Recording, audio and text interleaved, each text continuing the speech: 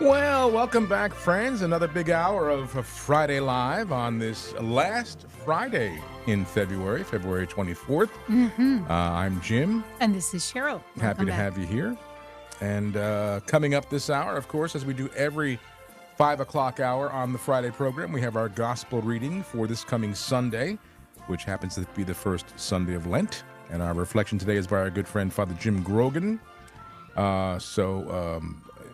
We're also going to be joined by Rachel Hendricks a little later on, and she's, of course, from the pro-life ministry here in the Diocese of Trenton.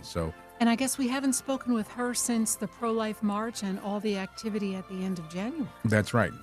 So, that's already mid-January that happened, right? I know.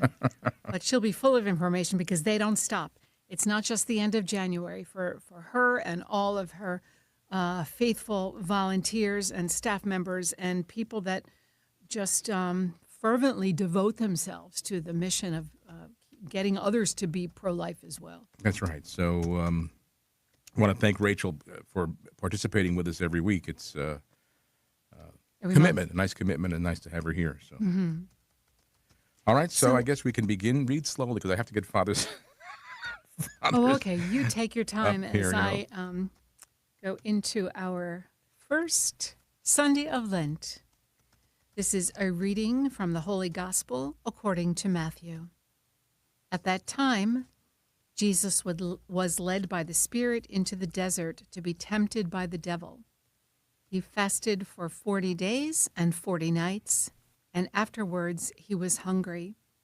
The tempter approached and said to him, "If you are the Son of God, command that these stones become loaves of bread." He said in reply, "It is written, one does not live on bread alone, but on every word that comes forth from the mouth of God." Then the devil took him to the holy city and made him stand on the parapet of the temple and said to him, "If you are the Son of God, throw yourself down, for it is written, He will command his angels concerning you, and with their hands they will support you, lest you dash your foot against a stone." Jesus answered him, "Again, it is written, you shall not put the Lord your God to the test." Then the devil took him up to a very high mountain and showed him all the kingdoms of the world in their magnificence. And he said to him, "All these I shall give to you, if you will prostrate yourself and worship me." At this Jesus said to him, "Get away, Satan. It is written, the Lord your God shall you worship, and him alone shall you serve." Then the devil left him, and behold, angels came and ministered to him. The gospel of the Lord. Praise to you, Lord Jesus Christ. This week, we have entered Lent. I get excited about Lent as a season of change, even though many psychologists will tell us that for most people, change is difficult. We like the comfort of sameness. We navigate typical days more easily than days filled with chaos. When we look around, however, and perhaps review our days, such as with the Ignatian Examen, we find that most days have at least a bit of chaos. And look at those days we might consider exceptional. We admit that they are different. The days we label exceptional in many ways seem different from the ordinary days of our lives. In this lies my excitement for the season of Lent. Last Saturday, our gospel reading recounted the transfiguration of the Lord. The gospel speaks of a remarkable revelation to Peter, James, and John, some of those closest to Jesus, in which they were given a glimpse into the glorified Jesus, speaking to Moses and Elijah. The Transfiguration always reminds me that every single person is called to experience transfiguration in our lives. We are invited during Lent to look for the ways that Jesus may offer the grace of change in our lives. I'd hope that none of us pray as adults in the same way we prayed when children. And I would venture that we hopefully pray differently this year than we did 5 years ago, or even last year. In his examen prayer, St. Ignatius of Loyola invites participants to look at each day through the eyes of faith, to see what happened that drew us closer to God, as well as those experiences that push us away from Jesus. We begin this daily process of asking God to illuminate our minds to see his presence in our days, and we conclude the reflection by asking God for the grace needed in the day ahead. Simply put, this prayer opens us up humbly to recognize that we are the creature, not the creator, and in faith to count on the promise that Jesus is with us always. So we ask for his grace. If each of us were to follow this process of reflection for the 40 days of Lent, imagine how more alert we would be to the presence of Jesus in our days.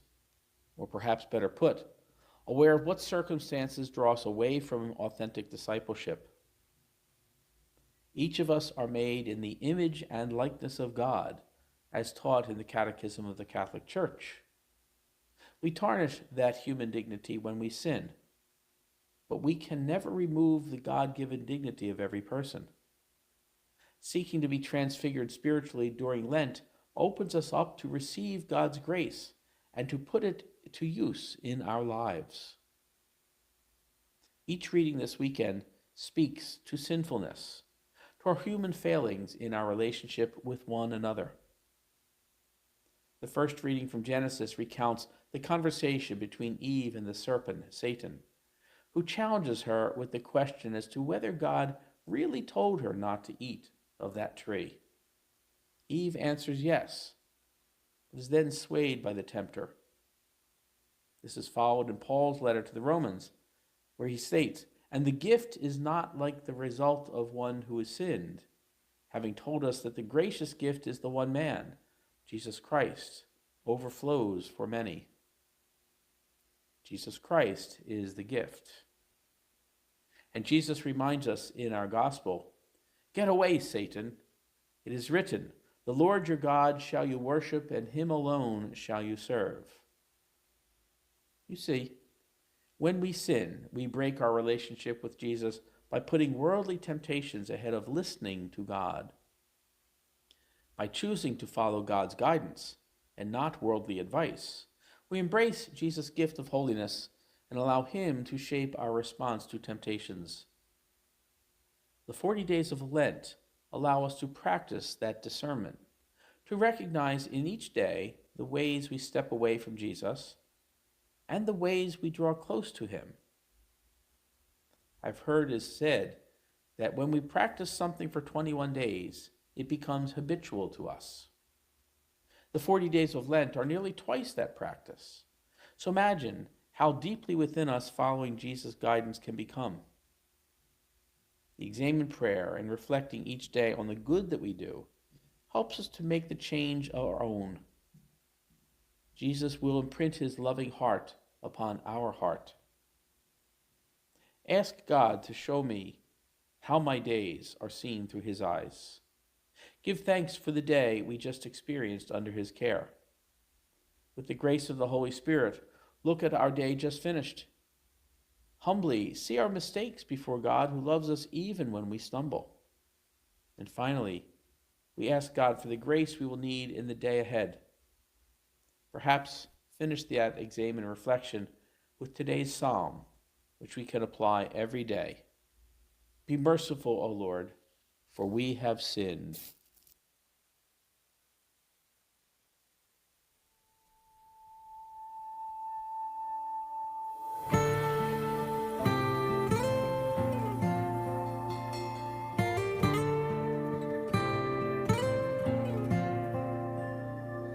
Come, beloved, and rest your mind. Leave the things of this world behind. Here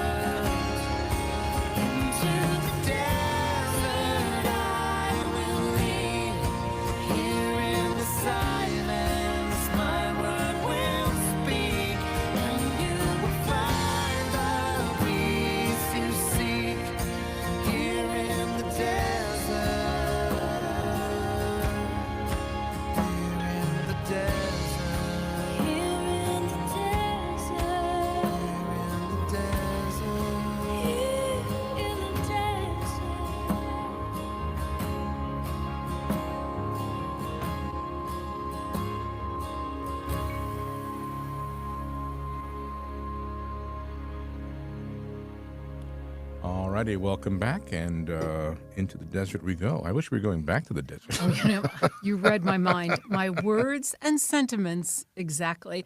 And desert seems to be the running theme this entire several weeks leading up to Lent. Of course, we were physically there, but then in our bulletin there was a beautiful reflection about the 40 days of Lent and how it's, we're supposed to model Jesus in the desert. Where can we create that desert? Okay, we all can't physically go there, but can you go somewhere, whether it's adoration or a quiet room in your house for an hour, for a half hour, for 15 minutes to create that desert solitude? So it was all about the desert and how we can try to create that vacuum of silence so we can hear God speaking to us. And then somebody sent me this song, Sarah Hart, and she has another one called In the Desert Follow Me. So I think she's on the desert kick as well. And they're just beautiful, simple songs with that desert message. It's coming to me Like left a horse and with right. no name. Yeah. When I was searching In for the this song, desert. that's what came up. I put In the Desert, and then the horse with no name came up on my little file there. Don't I you didn't love quite think that was it. that? Yeah. Well, there's a lot of pieces with the word desert in it, I guess. I guess. In the Or desert. dessert if you misspell it. That's I true. saw another paragraph, and it was Dessert. Into I the thought, desert. Sign me up. That's like I'll a Three go. Stooge comedy. Did your teacher tell you how to differentiate, give you a little trick how to differentiate between desert and dessert? Let me say, no, but I'm going to take a guess. Is it there's an extra S for like sugar? Well, I remember 5th grade, Miss Safko, God rest her soul, said, which would you rather have more of? Of course, we would probably say desert these days than dessert, but I don't know. it'd be but a that tie was for that me. was little trick to help us 5th graders remember how to spell the difference between desert and dessert. Which would you rather have more of? The dessert, so then more. So add there's an extra more S. an extra S. Sure. But it could be S for sugar. It could be, but your teacher didn't give you a trick. No. No. We learned to just spell. Just Well, we did spell. too, but she helped us because we needed weren't that bright. We I were in remember the- one time, God, and I probably shouldn't mention his name because he's still alive and he's a very prominent business person in New Brunswick. But What's his name? I can't say his name. I thought I'd catch it. Huh? I thought I'd catch it. No, I can't say his name. He's a good guy. Anyway, he always had trouble reading, and when I remember they used to make us stand up and read. Like the next person would stand up and read the next paragraph. Yes. Well, he did, and there was I don't know what must have been a science book, but the word was manganese, Manganese. which is a mineral or something. Manganese, right? Mm-hmm. He got to that word and he stopped, and Sister said, "Come on, what is it? Sound it out." Mayonnaise. Well, that And could be a science The whole experiment. class just went. It feels so bad. I know. But those days, you just feel that the poor kid, made a. It's not mayonnaise. It's manganese. I know. Sister wasn't that patient with him. It's terrible. But, you know, Anyway, he's a very prominent businessman now in the New Brunswick area. So he's but don't you think that could really damage somebody for a long time? well, People, the people laughing at him. Like he might not even remember the particulars, but he remembered, man, in school, like people laughed at me. yeah, I but don't- I think it for someone who myself I was bullied when I was a kid because of my handicap. Kids used to make fun of me and that it used to upset me, but I think it made me stronger. I don't get you don't bully me now, but it must have been kindergarten or 1st grade. We were in gym class, and again, Sister was the gym teacher. I don't know how different nun, but we had to get hold ourselves up with our legs and our hands behind us, like kind of walk like a spider. Yeah, right. And I was doing it, and the kid next to me couldn't do it, and Sister was kind of just chastising him. Come on, you can look at him; he can do it, and there's something wrong with him. Oh my! I still remember gosh. it. Did you go home and tell your mother? I probably didn't care. Yeah, It no. didn't bother me. Okay, so yeah, right. we're Yeah, but I'm kids, you doing know. it. I'm doing it. And he's not. So I you go. overcame whatever the problem here is. Oh, a teacher would never do that to them. I know, but I think it makes us. I think it makes us stronger. I think it makes us.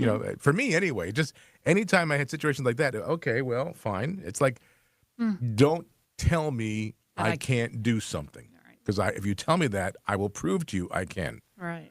Like when I that was still rings through to this today. day. Yeah, so there's an effect there. I don't know.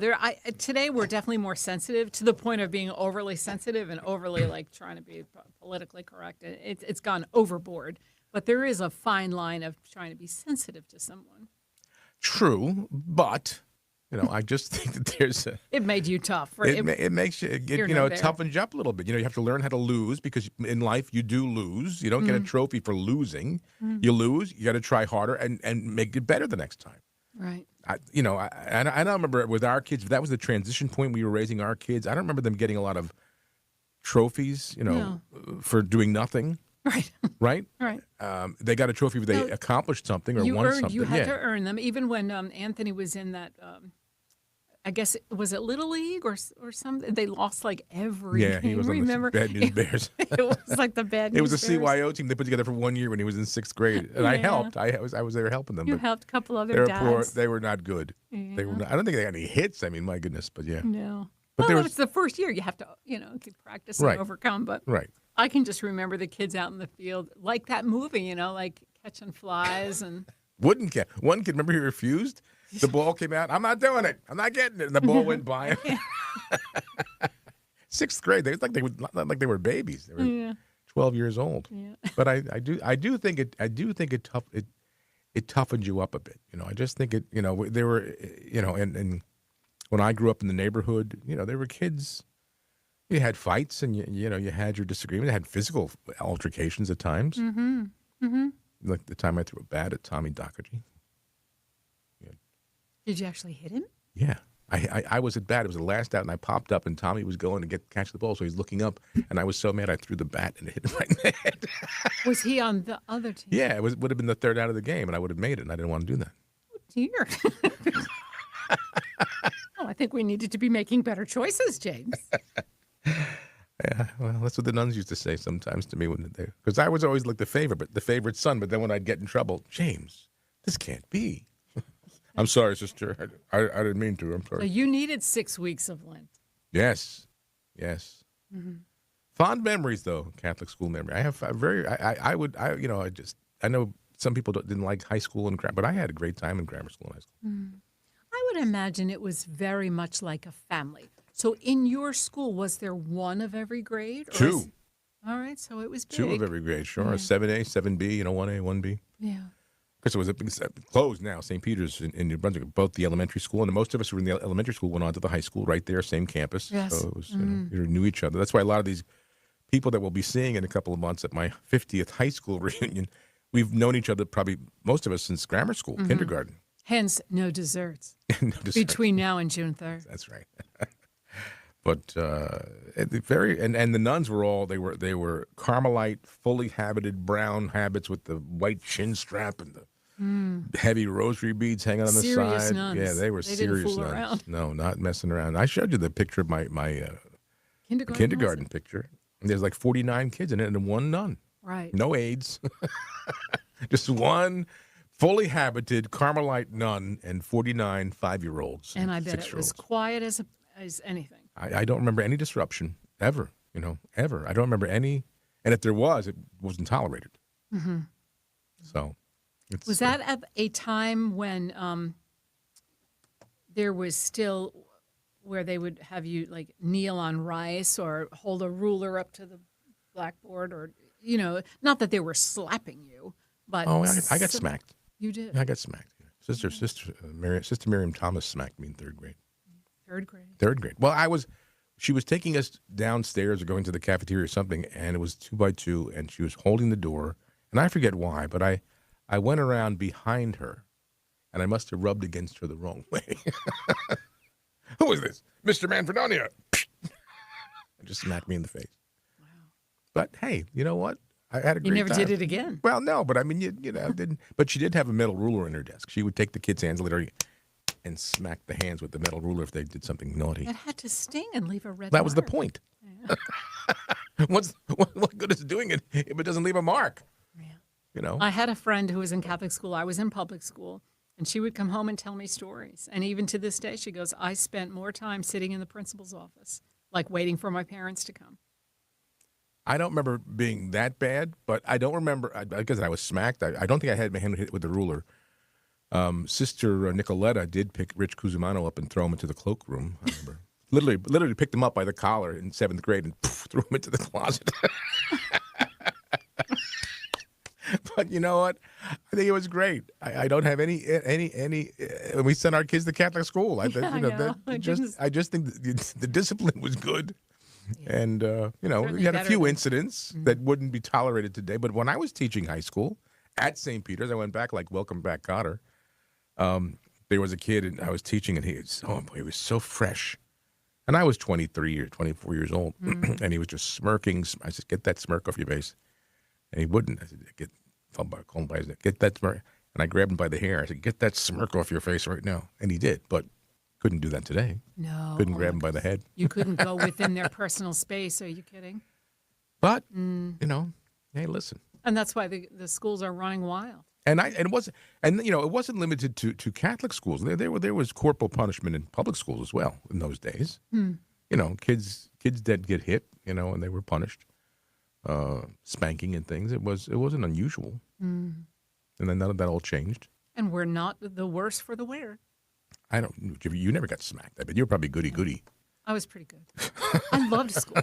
But there was stuff that happened, but I was pretty quiet. I was kind of like the butterfly in the corner. I didn't cause any trouble or You got all A's. almost. Yeah, a lot. Yeah, I was pretty much on the honor roll and all that stuff. But I loved learning. I wasn't very studious. That's why my mother used to laugh when I became a teacher. I can't believe you became a teacher. You hated school. I know. Well, you know what? It does happen that way. Again, not mentioning any names because she's a very upstanding, well-respected teacher now, doing a fine job, and the girls all love her and the sisters all love her. But I'll tell you, she was the one that was sent home from the high school trip when they found like vodka hidden in the toilet tank or something. Yeah, that was a good hiding place. That was pretty good. I didn't do it, but I caught kids doing it. And when I was teaching, we had a Really? senior class trip up Okay. to that ski resort up in North Jersey by High Point. I forget the name of the Vernon Mountain or something. Was it? Anyway, Vernon was that what it was? Valley or Vernon Valley. Anyway, we went up there, and I was chaperone teacher, and I had to go around and do a check before they went to bed, and I went to one, and the girls were in there, and I opened the lid to the toilet tank, and they was just stocked with liquor. Oh my God! So it must be a thing with these teens. I guess that's Wow. almost 45 years ago. Wow. Stocked in bottles. And Ladies, the I'm funny thing ashamed. is, so I was a chaperone on this trip. I wasn't a teacher there at the time. I just chaperoned, and we settled in. We got there by bus. Everybody checked into their room. It's going to be lights out. Get yourself unpacked. Put out your clothes for the morning. We had a program somewhere, and the first thing that the chaperones did was met in the hallway. Before they even said, okay, you're going to room 1 through 10 for lights out, you're going through 11 through 20, they said, what do you want from the liquor store? And so there was a designated person from this group of teachers and chaperones that were going to walk across the street and come back with their supplies. Yet, not 2 hours later, we were checking on the teens. But of course, they were I waited underage. until it went to bed. Then I had my little Oh, nip of sure. scotch. But I mean, it was just. I know. it's At just different kinda times. weird. Today, you couldn't probably get away with any of that without No, being thrown teachers in are jail. crazy. Yeah. I don't need. Do they even go away and stay overnight anymore? I don't know. Well, okay, we'll take a break, and our good friend Rachel Hendricks, the director of Pro-Life Ministries here in the Diocese of Trenton, will be joining us. So you stay right where you are, friends. There is much more to come right here on Friday Live. Don't go away.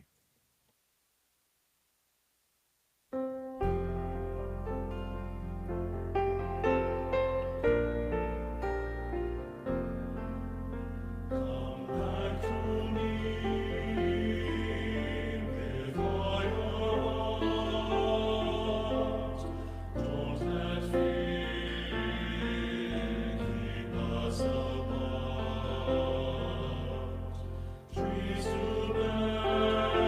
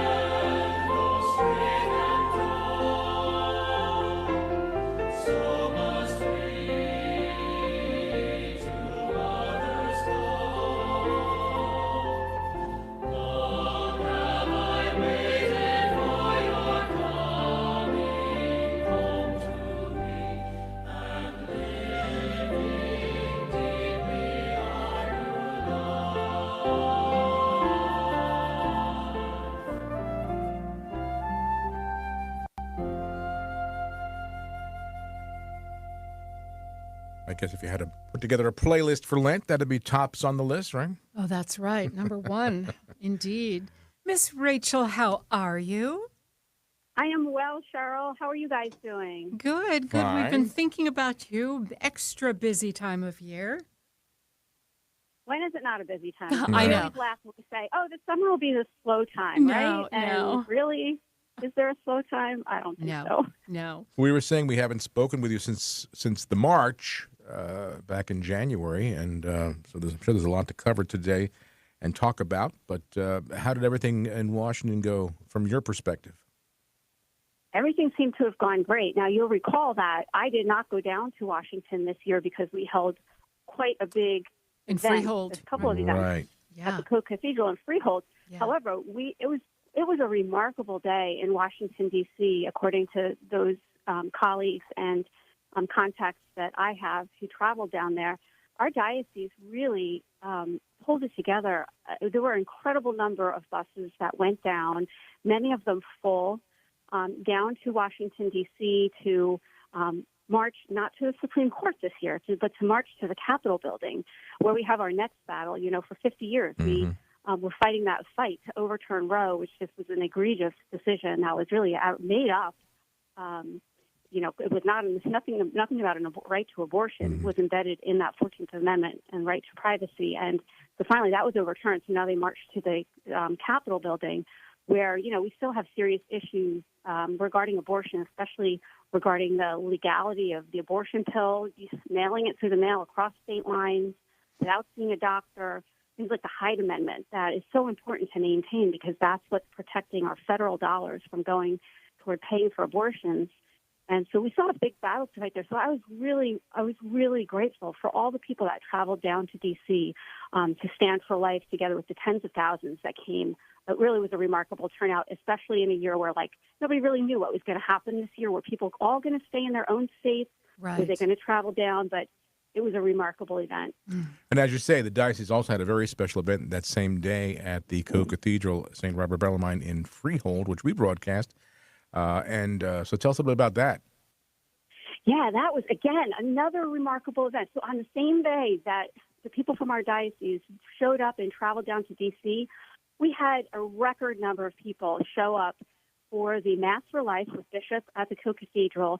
It's Monsignor Sam Sirianni, who's pastor there at St. Robert Co-Cathedral.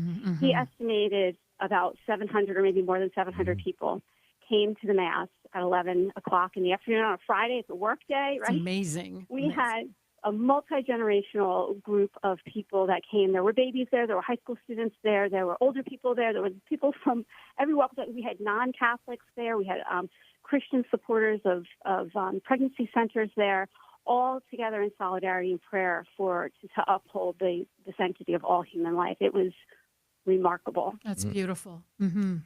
Yeah, and Bishop's homily was off the charts. I mean, I really encourage all of you, if you weren't able to be there and you are interested to hear Bishop's homily, pretty much everything I talk about today, you'll be able to find on the website that I maintain, which is Diocese of Trenton. Oh, that's right. Sorry, getting confused. dioceseoftrenton.org/respect-life-ministry. And if you visit that site looking for something and you don't find what you're looking for, all of my contact information is on there. But going back to Bishop's homily, our wonderful multimedia department live streamed the whole Mass and then kind of clipped out Bishop's homily so that people could hear that. And it's remarkable. I mean, the feedback on his homily was incredible. People were feeling like a new sense of exuberance and enthusiasm. And I'm telling you, in a state like New Jersey, with what's going on in increasing permissiveness for abortion, Right. It's a time when you would think people would feel a little beaten down, right? Right. That was not the case. It was, and even our speaker, Charlie Camosi, in the beginning of his talk, he said, I don't know about you guys, but I want to run through a wall for that bishop. After hearing that homily, he said it's going to be a tough act to follow, for his talk that followed in the seminar that we had after the Mass. So I would encourage everybody to go listen to Bishop's homily from that January 20th event. And is part of the seminar there as well online? The seminar, so we sold out. We had room for about 200 people. We actually pushed it to about 210 or 215. We sold out before our registration deadline. And the concept that we had about pulling people together for the seminar went beyond the normal kind of audience that we usually seek for a pro-life event. And we really intentionally invited many people who are involved in other ministry work that are more considered social concerns and social justice work.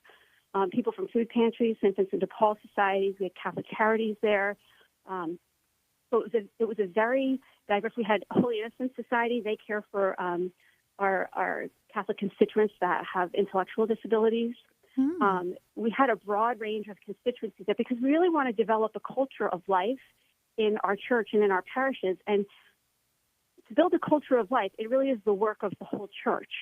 And to kind of just try to segment our population out according to different areas of the culture of life, it has a tendency to push ourselves into kind of like silos, and we don't see the connectedness of the work that we do. And by drawing together this diverse audience intentionally, it really it opened the eyes of a lot of people, a lot of the staunch pro-lifers, hearing the stories of the people that are caring for the poor, because we had the opportunity for table discussions as well. And then for those that care for the poor to hear more about the issues related to not only abortion, but end-of-life issues as well, although today was focused a little bit more on the abortion issue as we had it on the day of the March for Life. But some of the comments that came out were just like people felt like it was a shot of adrenaline for them. Being together with that mix of people really opened their eyes, and they were anxious to get back to their parishes and talk to others about what they had heard and the new seeds of ministry work that were being planted that day. Our speaker, Dr. Charlie Camosi, really did a remarkable job, I think. He opened up talking about the church's longstanding teaching about the sanctity of life, all the way back to the Didache, that ancient document, like the ancient catechism, right? And then he talked about the work of some more recent bishops and cardinals, Cardinal Bernardine from the 1980s, and his, how he was a staunch pro-life advocate across the spectrum of ages, and into, all our popes since John Paul II, Pope Paul VI, Pope Benedict. It was a very, very rich but really accessible talk. And then, he talked about various other things too, and drew us into the complexity of the decision for an abortion and the different social structures, the different difficulties people have in poverty, and some healthcare issues, all of these obstacles that women and families that are in experiencing a difficult pregnancy or an unexpected pregnancy, these obstacles often make them feel coerced into the abortion decision. And he opened our eyes to how we need to think a little bit differently. We kind of have to realign our thinking a little bit so that we can open the doors to people, maybe through legislative action, maybe through our work in ministries and churches, to make sure that the choice for life is accessible for everyone. Yeah. It's almost, I was going to say, it's almost as if God knew that his talk was going to focus on all those things, the many levels, the complexities.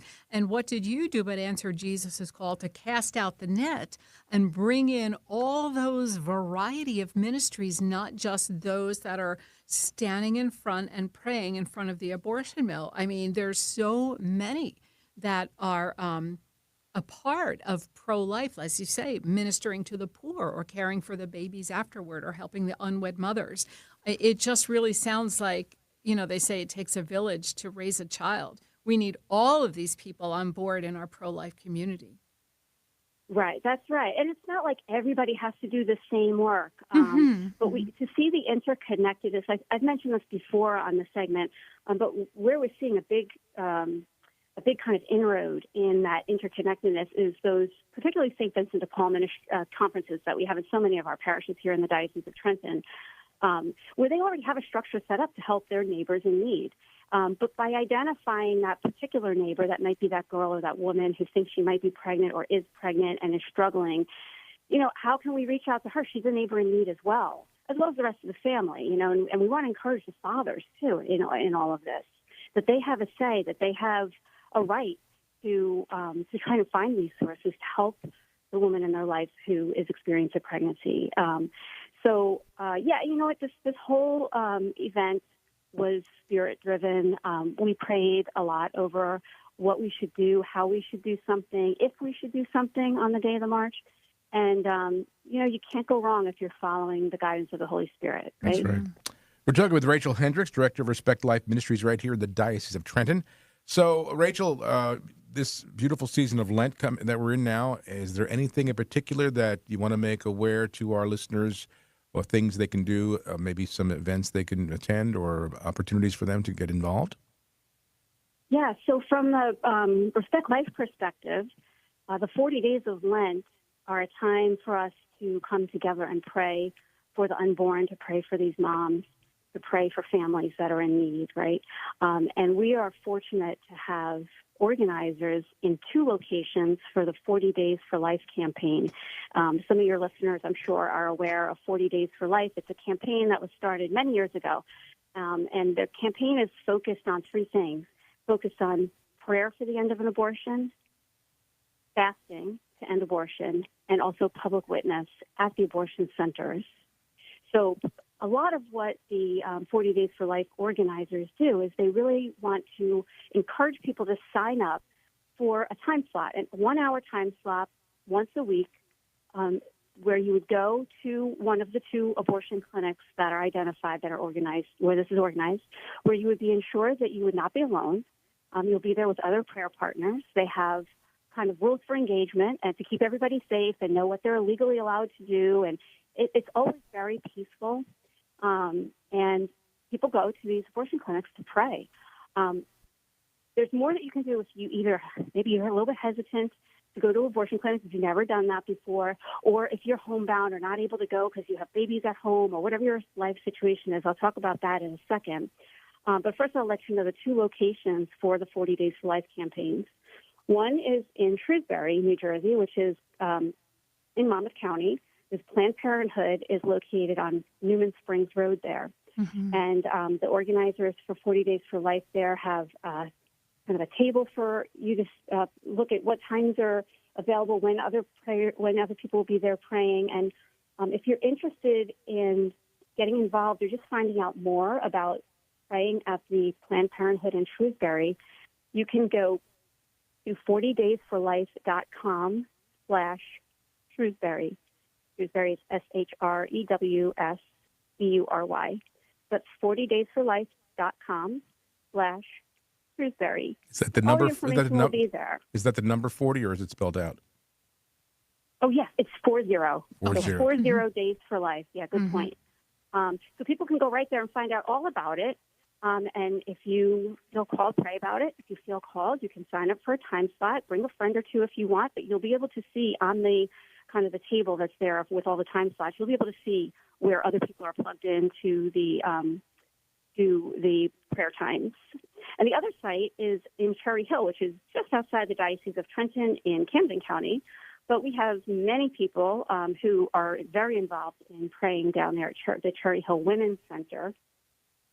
And if you live closer to that area and want to get involved, you can go to 40daysforlife.com/Cherry Hill. That's one word, Cherry Hill. Okay. And you can find out all that's going on there, when their vigil hours are for prayer. They have a very robust group of people that fill all the time slots, so there'll be no problem finding a convenient time slot that has other people there too. And Claire Housen, she's the organizer there. Her phone number and email are on that 40daysforlife.com site. If you have any questions, you can just reach out to Claire. But I would encourage people. I totally get for some people if they've never done this before, if they've never gone to pray at an abortion clinic, it's a deeply emotional thing to do. But some people might be hesitant. I would give them two things to think about. One, perhaps you can drive to the clinic during one of the times when the vigils are going on, and maybe park across the street. Both the Planned Parenthood in Shrewsbury and the Women's Center in Cherry Hill have other businesses all around them. I would encourage you to go park your car and pray in your car. And you just wouldn't watch. have you wouldn't have the kind of maybe anxiety or you're a little bit nervous about, but you can just sit in your car like everybody else does, pulling up to these businesses and pray and spend some time thinking about what's happening in this clinic and how our prayers are needed. And the other thing you can do is pray at home. I remember the first time I knew about 40 Days for Life, I had like 3 or 4 babies at home. Maybe I was pregnant at the time. It's hard to get out of the house. Yeah. So I put little sticky notes all around my house that said 40 days. And they would just be reminders for me to pray and fast and do what I could from home. And so Very that's a great way to be part of this campaign as well. Absolutely. Fantastic. Well, Rachel, again, we want to thank you for all you do here in the diocese with Respect Life Ministries, and also now for being a part of our domestic church media family on these last Fridays of the month to share all the good news. So have a blessed. Well, we'll talk to you. We'll still be in Lent next time we talk with you. So That's right. That's I right. think. We'll Or check in. will it be Good Friday? I don't know. We'll see. But anyway, We'll stay in touch. thank I you. think we'll be, March 31st, I think. Oh, right? no, that's Radiothon, but you can stop by. All right. We'll stay in certainly touch. will. All right, very I'll take good. that as an invitation. Hey, absolutely. We'll Yes. talk about that. Thanks, Rachel. God bless you. We appreciate you being here Thank today. you so much. All right. God bless. Thanks. Take care. Bye-bye. And friends, you stay where you are. I'll be right back. Don't go away. For the Jews of old, the temple was the holiest place in the universe, and the spiritual center of the temple was the Holy of Holies. It was blocked off by a thick curtain, and only the high priest could enter to offer sacrifice to God. He had to have a rope tied around his ankle in case he died in there, so he could be dragged out because no one else was ever allowed in. I lead a pilgrimage to the Holy Land every year, and to this day, you can see Jewish people from around the world come to the Wailing Wall, the closest place to where the Holy of Holies was, just to touch that wall.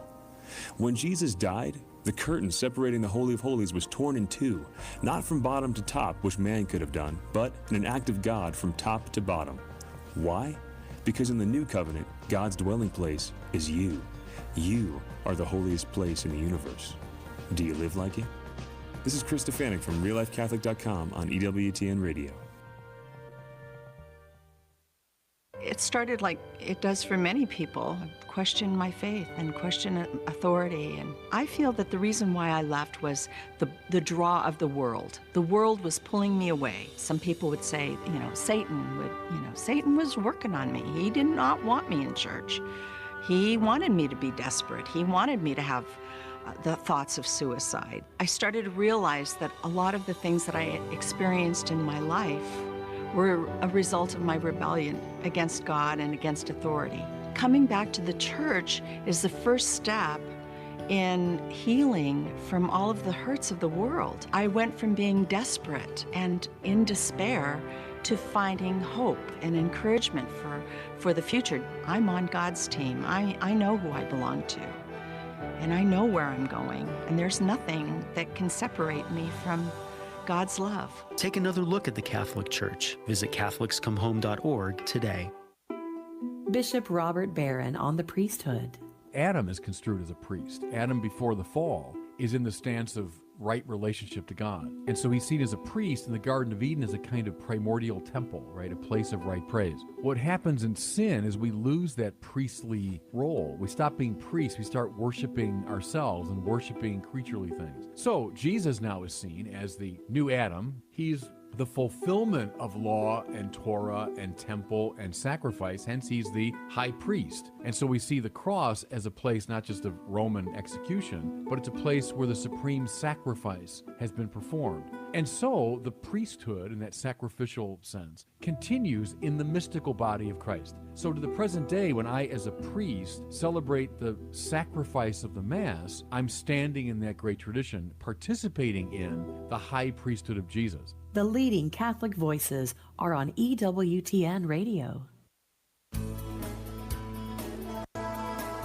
This is Oblate Father Andrew Small, National Director of the Pontifical Mission Societies in the United States. A Lenten Reflection.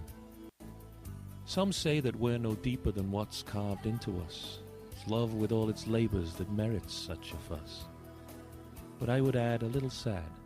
It's only half the cup. What also makes us deeper is what we've given up.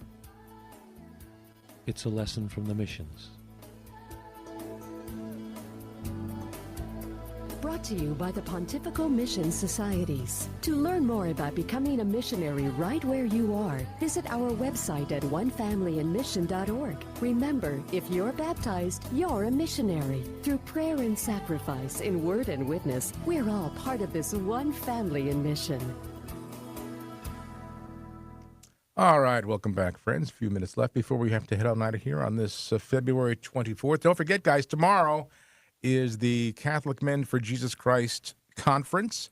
You can visit the website right now and register CatholicMenForJesusChrist.org. And their speakers are Chris Stefanik, Jerry Cooney, and Mark Houck. Bishop O'Connell will be there to say Mass, be the main celebrant and homilist, as well as there'll be confessions and good food and fellowship. And that's at St. Gregory's in Hamilton. At St. Gregory the Great in Hamilton, New Jersey. So go to the website, check it out, CatholicMenForJesusChrist.org. It's not too late to register. They do accept you at the door if you can't pre-register, but they would prefer you did because they have to prepare for food. And ladies, once you register your husbands for the men's conference, then you go to St. Rose of Belmar and take a look at the women's retreat they're having. And then you can meet at home at night and compare notes and just wallow in the love. Yeah, have cake, wallow in the love of Jesus Christ after that wonderful day spent with our Lord. Amen. And then if you have something coming up in your parish, you know, several weeks of Lent, maybe a penance service, a parish Lenten mission, a special speaker series, book study, extended hours of adoration, whatever it might be, let us know. And of course, Friday, March 17th, is St. Patrick's Day. And again, Friday in Lent, so there's probably some sort of dispensation. Well, you say there isn't Metuchen already, right?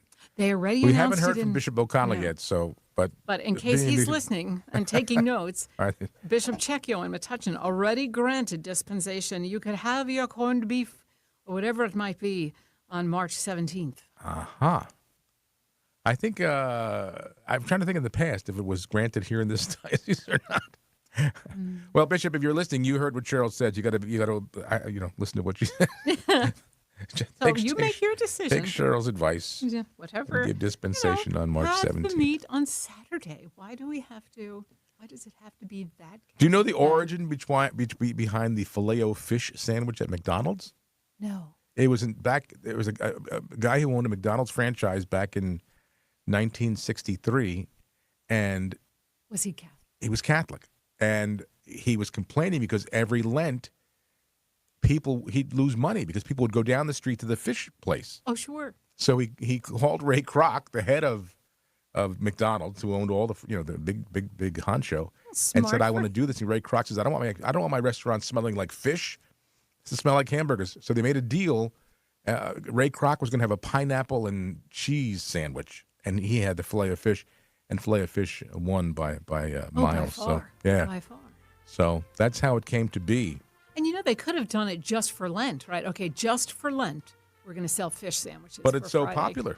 It is. It became, people like fish. Became popular. The And it's filet like of you fish. walk near or pass in your car with the window open, past McDonald's, you're not smelling fish. You're not smelling anything, actually. McDonald's and Burger King, you Kind are. of oil, cows, oil swimming around.